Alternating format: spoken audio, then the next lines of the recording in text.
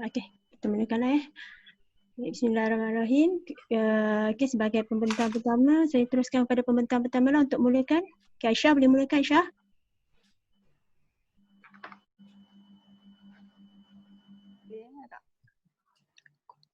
Perlahan, kuat sikit.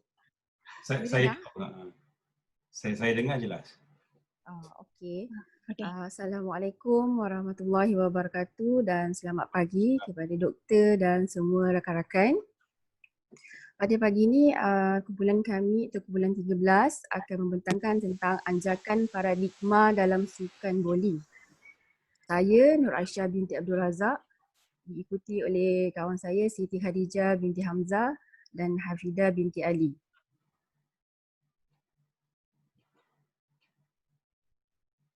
Okay, antara kandungan sukan bowling yang akan kami terangkan pada pagi ini berkaitan tentang sejarah, bola bowling, pin bowling dan lane dan pin setter. Sebelum tu kita boleh tengok atau tonton berkaitan tentang sejarah bowling.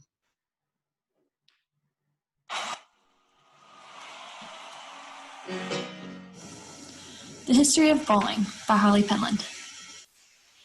While earlier versions of bowling may not look exactly like the modern version, the origins of bowling can be traced back about 4,000 years to Rome and Greece, and some clues suggest that the sport may have earlier origins. Spacious sky, amber way. Nevertheless, not much information on early evolution of bowling exists until about 2,000 years ago, when a similar game that entailed tossing stone objects as close to other stone objects as possible was documented. This game became popular with Roman soldiers and eventually evolved into what we call bocce ball, or outdoor bowling.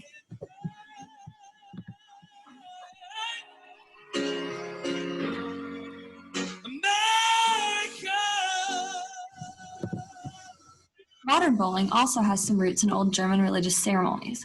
In fact, this is most likely where today's pins were introduced. In these ceremonies, parishioners were instructed to place their kegels, a pin resembling item that most Germans may not look exactly like the modern version. The origins of bowling can be traced back about 4,000 years to Rome and Greece, and some clues suggest that the sport may have earlier origins. Spacious sky, amber way. Nevertheless, not much information on early evolution of bowling exists until about 2,000 years ago, when a similar game that entailed tossing stone objects as close to other stone objects as possible was documented. This game became popular with Roman soldiers and eventually evolved into what we call bocce ball, or outdoor bowling.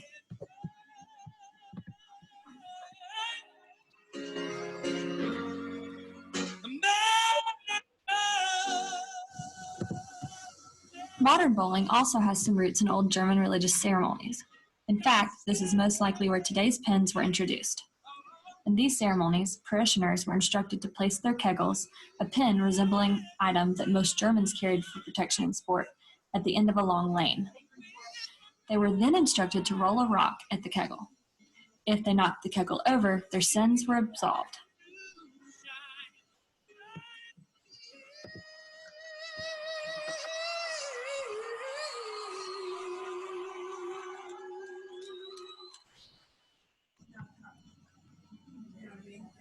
Bowling became very popular in Britain as early as the 1300s and was a favorite pastime of King Edward III's soldiers. It is thought that the game was brought indoors in England during the 1400s. Bowling was brought to the United States by Europeans who settled in the New World. During colonial times, bowling, which was then called 9 pins, because of the number of pins used, was actually banned. You may ask yourself why. This was because the sport of bowling was associated with drinking and gambling.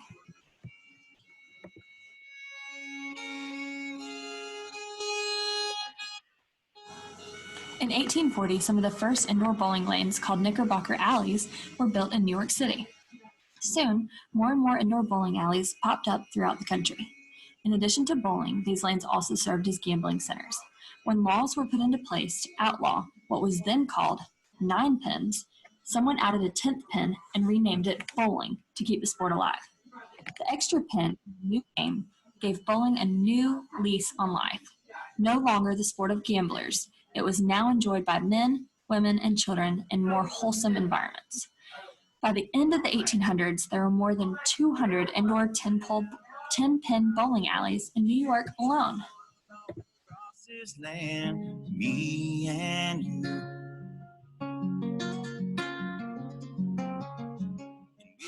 During the late 1800s, more standardized rules were put into play as bowling became a competitive sport. In 1901, the National Bowling Congress held its first championship tournament. Around this time, competitions designed solely for women were also organized.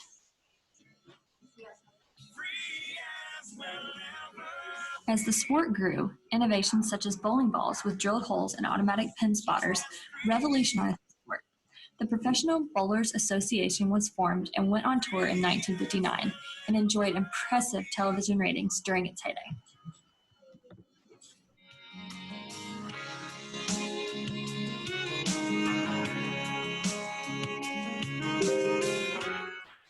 Today, more than 60 million Americans enjoy bowling at least once a year, and there are several variations of the game depending upon ball and pin size, including duck pin, ball and pin size, including duck pins and candle pins.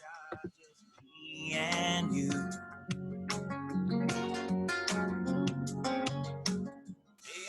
Although the sport of bowling has changed over the years, one thing has remained the same: the health benefits.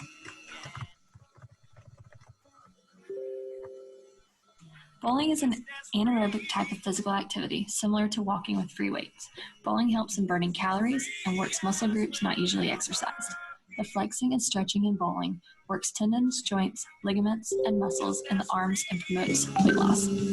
Apart from the physical benefits, it also has psychosocial benefits, strengthening friendships or creating new ones in groups.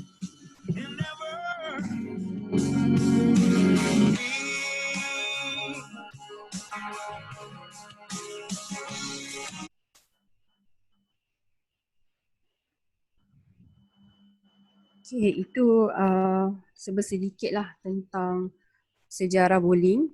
Okay, saya ringkaskan sejarah bowling ni. Sebelum abad ke-17 ni, memang tak ada sebarang teknologi lah yang diperkenalkan selain dia adalah satu permainan yang bervariasi mengikut negara masing-masing. Kemudian pada 1940 sehingga 1960 dikenali sebagai Golden Age of Bowling. Dan pada tahun 1950-an, Professional Bowler Association ditubuhkan. Sistem pin diperkenalkan daripada sistem pin setter ataupun pin boy. Kita boleh tengok dia menggunakan orang lah untuk mengaturkan pin bowling tu. Dia tukar kepada semi automatic pin spotter. Kemudian pada tahun 1960 sehingga 1980, sukan pin bowling dan lorong bowling turut diperkenalkan. Maknanya dah berlaku keseragaman dalam peraturan sukan pin bowling lah. Kemudian pada tahun 1980 sehingga 2000, perkembangan teknologi yang pesat mencetuskan lagi idea dalam pemarkahan elektronik automatik. Maknanya dia dah sepenuhnya menggunakan pemarkahan elektronik automatik.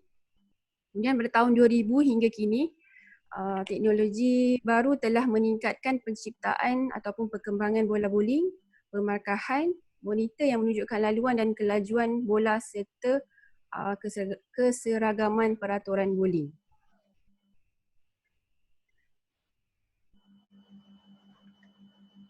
Okay, evolusi pembuatan bola bowling ni, bantuan algoritma yang dibincangkan dalam bola bowling untuk menambah baikkan alatan yang lebih tergelincir dan lebih geseran, membuatkan bola jenis ini lebih hook dan lebih impak ke atas pin.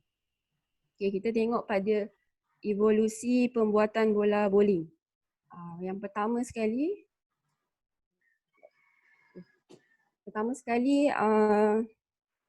sebelum 1905, evolusi pembuatan bola bowling pertama diperbuat daripada kayu. Iaitu kayu yang keras yang dikenali sebagai lignum vitae. Bola tu dia mempunyai satu lubang saja. Lepas tu penggunaan bola bowling ni sangat sesuai sebab waktu tu bola bowling ni masih dimainkan di kawasan yang lapang, iaitu kawasan padang berumput lah.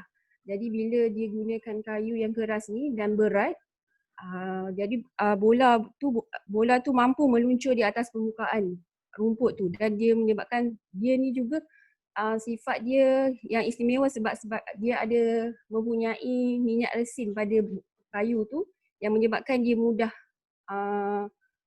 meluncur di atas permukaan rumput. Kemudian pada 1900 sehingga 1950 bola getah diperkenalkan. Bola getah ni dimainkan masa ni dah start. Bola bowling ni dimainkan di dalam dewan lah. Penciptaan bola bowling ni, bola bowling getah keras ni dia tak menitikkan Audio ada gangguan. Boleh dengar tak? Dengar tapi kadang-kadang dia break. Okay. Saya dengar tak? Sebab kat rumah cuaca tempat saya hujan.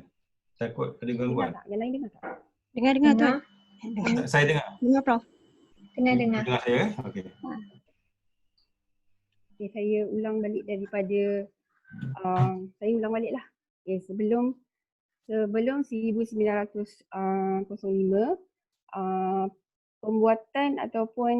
pembuatan bola bowling yang pertama ni diperbuat daripada kayu yang keras dan berat.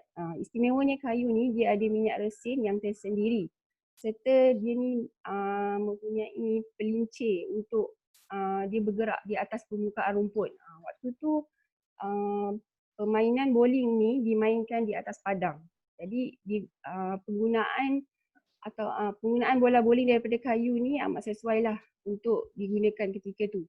Kemudian berubah pada tahun 1900 sehingga 1950 dia berubah kepada bola yang diperbuat daripada getah.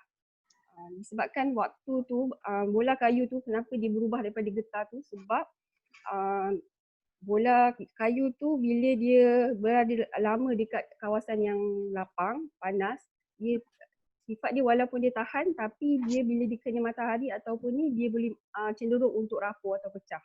Jadi dia start pada 1900 sehingga 1950 permainan bowling tu dah start dimainkan di kawasan di dalam dewan lah. Jadi dia dah start mengkaji untuk menggunakan bola yang diperbuat daripada getah.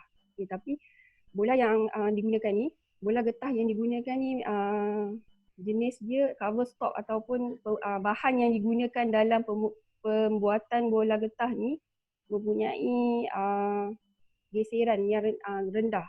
Jadi menyebabkan bola tu bila dia meluncur di atas lorong tu akan menyebabkan banyak geseran. Bila banyak geseran, bola tu tak boleh pergi lebih jauh lah.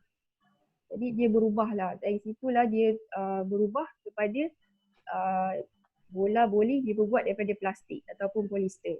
Okay.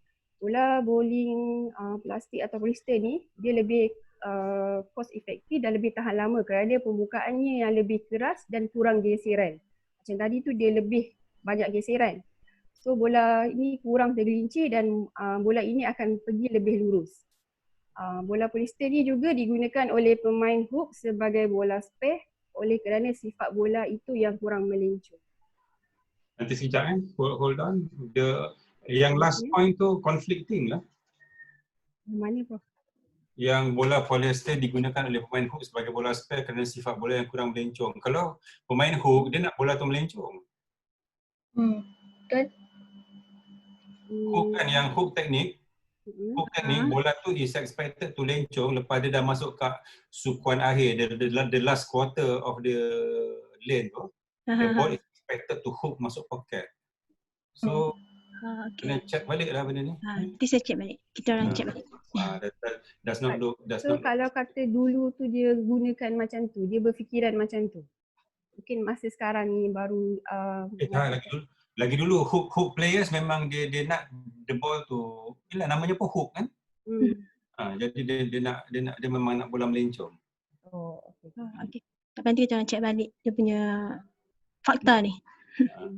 Okey, tak apa. Okey. Yang geseran, sorry, yang bab geseran tu nanti kena be a bit more technical sebab dalam bowling bila macam mana nak cakap dalam bowling geseran tu sebab you tahu kan bila main bowling lane tu dia minyak after every Betul. Ada. so maknanya actually the geseran is needed. Betul. Lepas ni Prof, ada pembincangan. Ada. Okay. Carry on. Sebelum. Okay. Sorry. Selepas. Inilah betul lah yang ni. Okay. Sorry. Okay. Okay, saya sambung. Okay, saya cerita Khadijah binti Hamzah. Okay, saya akan sambung evolusi pembuatan bola bowling pada era 80-an. Okay, pada tahun ni syarikat Ebonics menghasilkan bola bowling daripada polyurethane untuk menghasilkan lebih hook. Okay, maksudnya lencongan lah. Okay, lebih lembut dari polyester. Okay, rutin ni lebih lembut daripada polyester dan dia lebih tergelincir dan akan lebih hook. Okay, permukaan bola ni boleh dilicinkan dan dikilatkan untuk menambah atau mengurangkan hook. Okay, polyurethane ni lebih sesuai untuk mereka yang baru belajar hook. Ianya juga sesuai untuk digunakan di lorong yang kurang berminyak.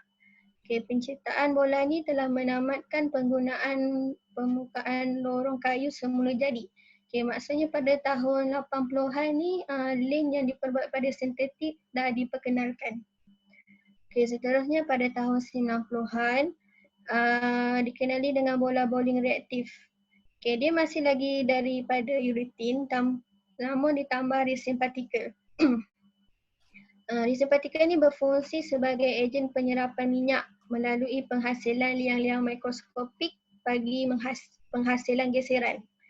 Okay, resin ini membuatkan bola lebih hook dari bola urethane. Okay, bola ini akan lebih tergelincir dalam minyak jika dibanding dengan bola urethane. Kombinasi faktor bola ini lebih tergelincir dan lebih geseran membuatkan bola jenis ini lebih hook dan lebih impak ke atas spin. Okay, resin reaktif ni disukai oleh pemain yang sudah mahir untuk digunakan dalam semua jenis keadaan lorong. Okay, seterusnya.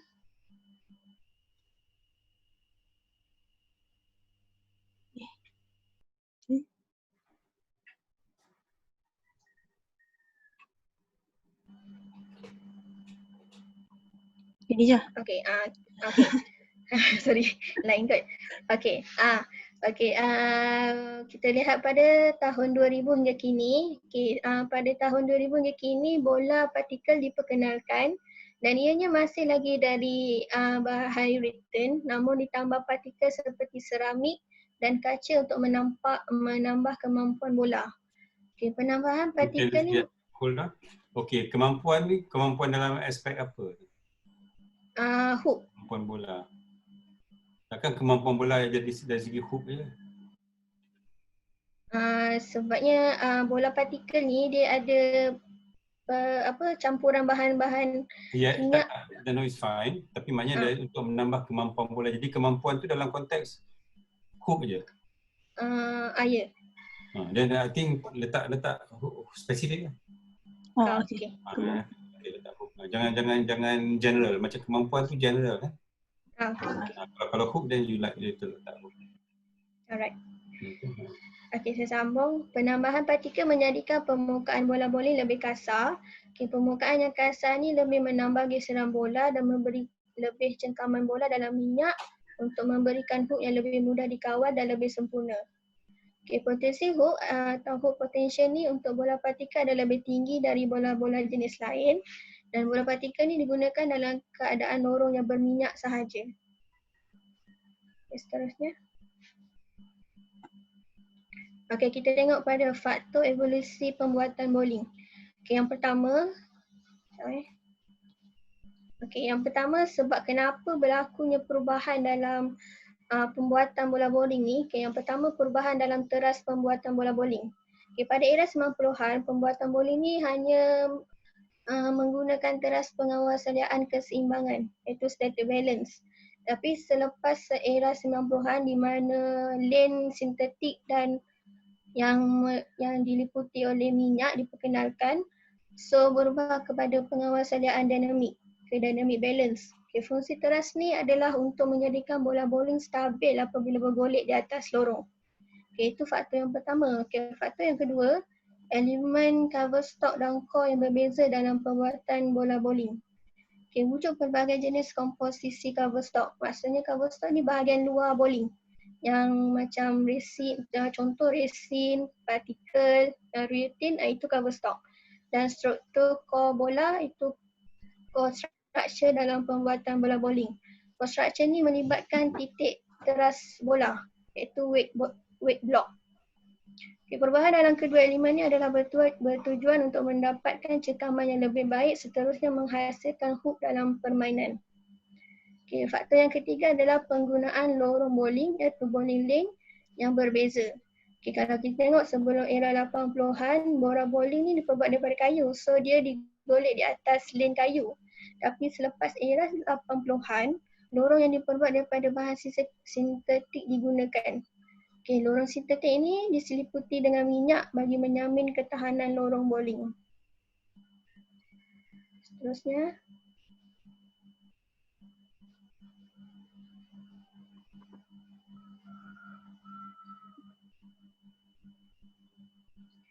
Okey, faktor yang keempat adalah kapasiti minyak yang menyelaputi lorong. Okey, bagi menghasilkan lebih geseran, maka bola yang diperbuat daripada permukaan yang lebih kasar digunakan. Permukaan yang kasar ini akan menghasilkan liang lebih banyak liang-liang mikroskopik iaitu porous bagi menyerap minyak di atas lorong. Okey, makin banyak minyak yang diserap, makin tinggi daya geseran yang dihasilkan, seterusnya membantu dalam penghasilan hook. Okey, ini gambar sebelah tu adalah gambar-gambar untuk permukaan bola-bola bowling yang diperbuat daripada polyester, solid urethane dengan solid reaktif. Kalau kita tengok antara ketiga ni, solid reaktif ni paling banyak dia punya liang-liang mikroskopik. So bola daripada solid reaktif ni yang banyak membantu pemain dalam menghasilkan hook. Sebabnya disebabkan liang-liang mikroskopik yang banyak ni mampu menyerap minyak di atas lane. Seterusnya menghasilkan geseran yang membantu pemain untuk menghasilkan hook dalam permainan. Okay, semua ni saya ambil daripada Bowling Technology Studies and Examination and Discussion of Technology Impact in the Sport of Bowling. Okay, itu saja. Seterusnya akan disambung oleh okay. Ni kita boleh tengoklah evolusi pembuatan bola bowling dari tahun 1900 sampai kini. Okay, yang atas tu cover stock evolution, maksudnya bahagian luar bola bowling, dan bawah tu adalah core evolution, maksudnya bahagian dalam yang saya cakap ni titik teras bola tersebut. Daripada pancake, dynamic terus ke hingga kini multi density. Seterusnya disambung oleh kawan saya. Baik, okay, seterusnya akan sambung berkaitan berkaitan dengan evolusi pembuatan pin bowling. Sebenarnya skop utamanya nak tekankan dalam perbincangan hari ini berkaitan bola, tapi saya sentuh jugalah sebab pin bowling ni juga merupakan peralatan bowling yang diperlukan dalam permainan bowling. Okay, kemudian lihat di sini bantuan ergoja yang diberikan yang akan dibincangkan dalam pin bowling ni adalah untuk penambahbaikan alatan yang lebih tahan lama. Okay, ini evolusi perkembangan pinball yang mana kalau dilihat di situ pada tahun 1905 ia diperbuat pada kayu yang dikenali sebagai maple. Ada juga yang menggunakan batu sebagai pinball. Okay, pada tahun 1935 Gottfried Smith ni telah mencipta mechanical pin setter. Maknanya lebih tahan lama sebab kita tahu pinball ni adalah bahan yang akan menjadi bandingan daripada bola-bola bowling itulah. Jadi kalau pinball tu tak tahan lama memang satunya akan melibatkan kos. Baik, pada tahun 1940 hingga 1990 dikenali sebagai leather kerana ianya dibuat daripada bahan-bahan leather.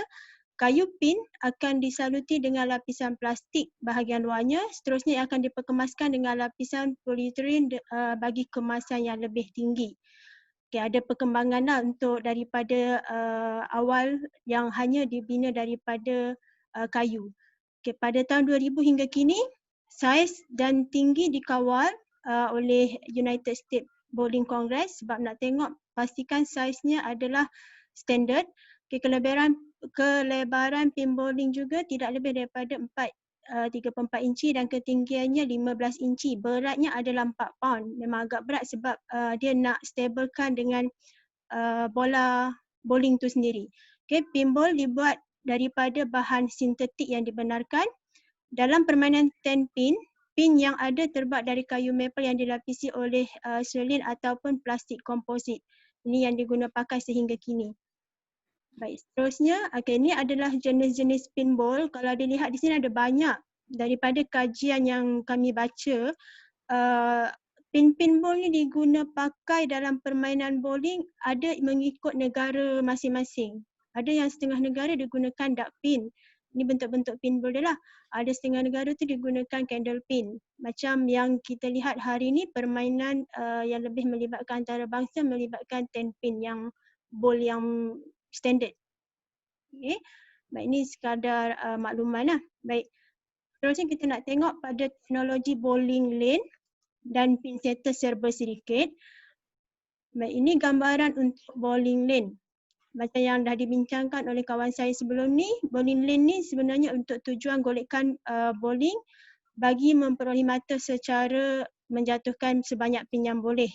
Bagaimana bowling lane ni direka dalam teknologinya sebab dia nak melihat ketahanan lane tu. Okay, sebab tu kalau dilihat di sini ia diperbuat pada papan kayu yang disapu dengan sejenis minyak atau sintetik yang agak supaya dia licin lah. Baik, kemudian kalau lihat di sini permukaan bowling lane ni dibuat daripada kayu fenolik. Maknanya permukaan bowling lane di sini.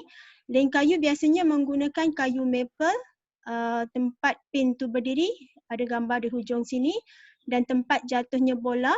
Okay, sedangkan kayu pinus dia berbeza daripada lane yang tempat balingan ni dengan tempat kayu ni jatuh di hujung ni sebenarnya berbeza kayu-kayu yang digunakan.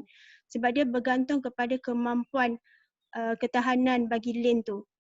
Okay, kemudian alur bowling moden mempunyai minyak lorong macam conditioner lah yang terdiri daripada sekitar 98% minyak untuk meminimumkan kerosakan dan penurunan yang akan mengubah reaksi bola setelah balingan bola tu berulang kali. Sebab tu kalau kita tengok hari ni nampak macam licin je tapi sebenarnya dia ada conditioner minyak yang disapukan pada lane tu. Baik, seterusnya teknologi dalam pinsetter. Ini pun sedikit nak disentuh. Sebab kalau dilihat dalam cerita sejarah yang di awal tadi, pinsetter ni kalau dilihat pada gambar, asalnya dulu manusia yang menyusun. Kalau dilihat dalam bacaan kami, dia menggunakan kanak-kanak yang budak-budak sekolah kan, sukalah susun-susun macam ni.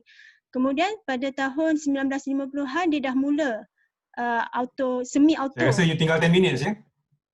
Okay. Dia semi-auto kemudian dan sekarang ni. Ya, Prof?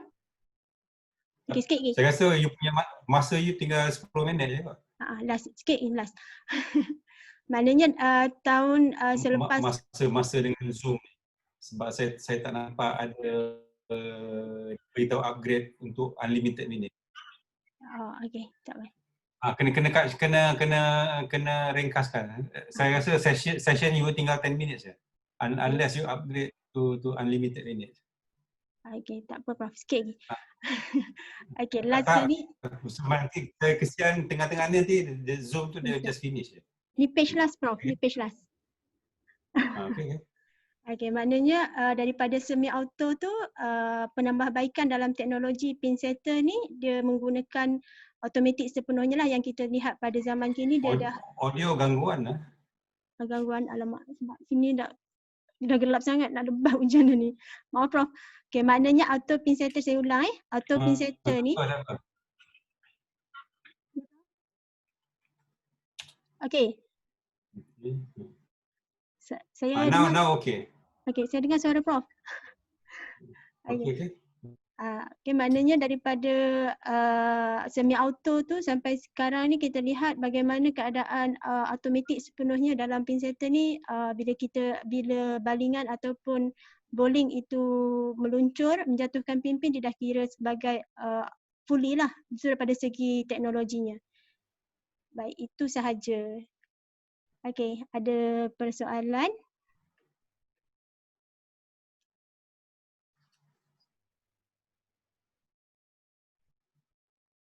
Ada, kalau tak ada saya bagi feedback terus lah Okey Prof. Boleh tak? Dengar tak? Dengar. Dengar. Boleh dengar saya tak? Tapi Boleh putus-putus. Macam putus-putus sikit, Prof.